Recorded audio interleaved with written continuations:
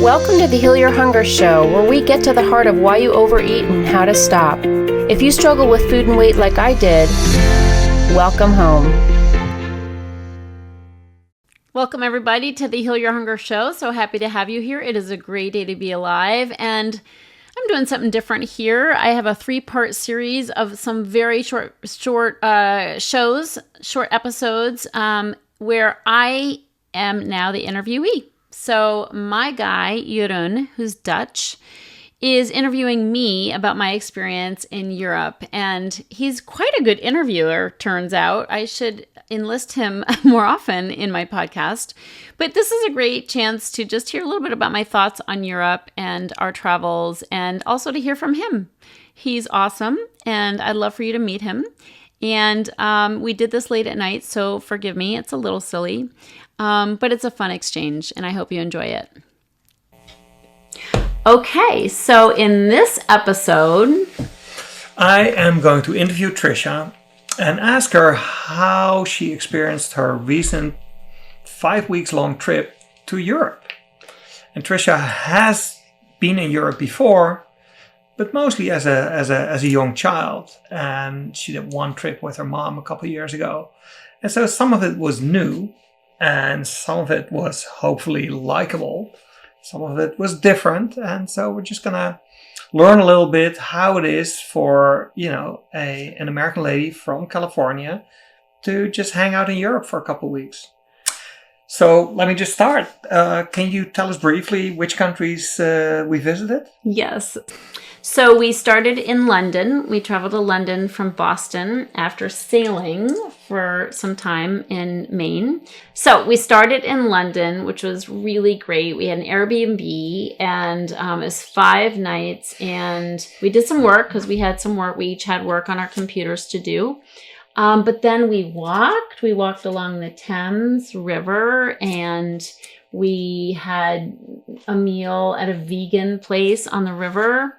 And remember that, the veggie place? And it was rainy the first day, and the rest of the time was beautiful.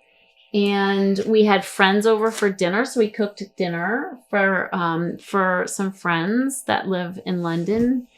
And it was relaxed. It was Labor Day weekend, so for us, we didn't have to work too hard on Monday. I got a massage. I had a lady. They have this beautiful service where you can, on this website, you can sign up for somebody to come to your flat to give you a massage. That was lovely. We went to the market. I forget what the Borough Market, something like that. That was amazing. And we went to some museums. Gosh, we did a lot. Plus we went to the theater, and saw the show Hamilton, which is incredible. A little strange to see in London because it's about American history, but it was on account of England that we have American history, frankly, of the kind that was documented in Hamilton. So yeah, it was really fun. And then, should I keep going? If you want to. I mean, it's a guy, sure.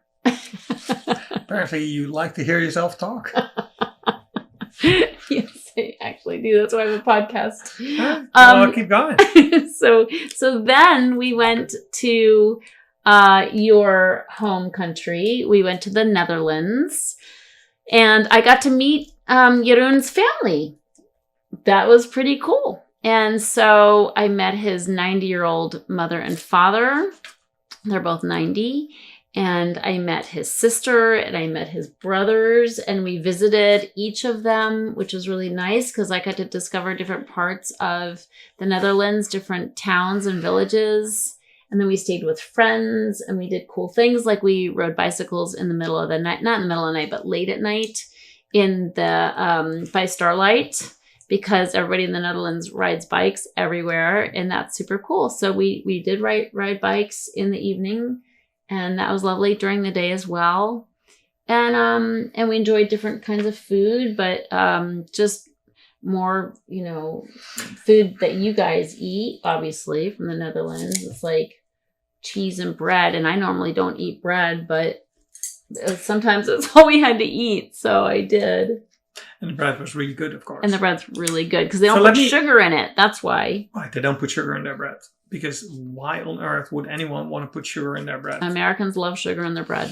Crazy. Let me ask you something though. Yes. So part of traveling is that you see, different cultures and things that are done differently. Some of them, and really it's different. Some of them are better or worse, but sometimes they're just different. So is there anything in your visit to, let's say, the Netherlands that struck you as like, they do it like this, and that's really silly, or they do it like this? Oh, wow, that's kind of cool. Well, this is deep, but I will say you guys don't use napkins very often. Napkins? And I've discovered that I really am a napkin girl. I'm English, and so by heritage, so we like napkins. And I grew up in a very proper New England town, and we use napkins with our silverware. And you never really do, and it kind of bothers me, and I can't ever get you to change that. So when we went to the Netherlands and I noticed that nobody's using napkins, I'm like, oh, that's where he gets it from. I can lay off of him. It's a cultural thing. So that is pretty deep. Well, thank you, Tricia. And I think it's not a bad moment to, introduce a cut in this video. Okay. That is the end of part 1 of Europe trip. Okay. Have you heard? The Make Peace with Food event is coming up just around the corner. Make Peace with Food is a 3-day online retreat where we will deep dive into the underlying causes of why you feel compelled to eat foods that you know aren't good for you. This is a beautiful, incredible, intimate experience with other people around the globe who struggle with food and weight, who are ready to get off the diet track and onto a real path of healing. So join me for the upcoming Make Peace with Food event. The tickets are crazy inexpensive right now. We have an early bird price going on. So join me by going to makepeacewithfood.live. Makepeacewithfood.live. Grab your ticket and let's do this. If you enjoyed this podcast and want to get free support, insider health info, exclusive invites to events, and more, visit healyourhunger.com.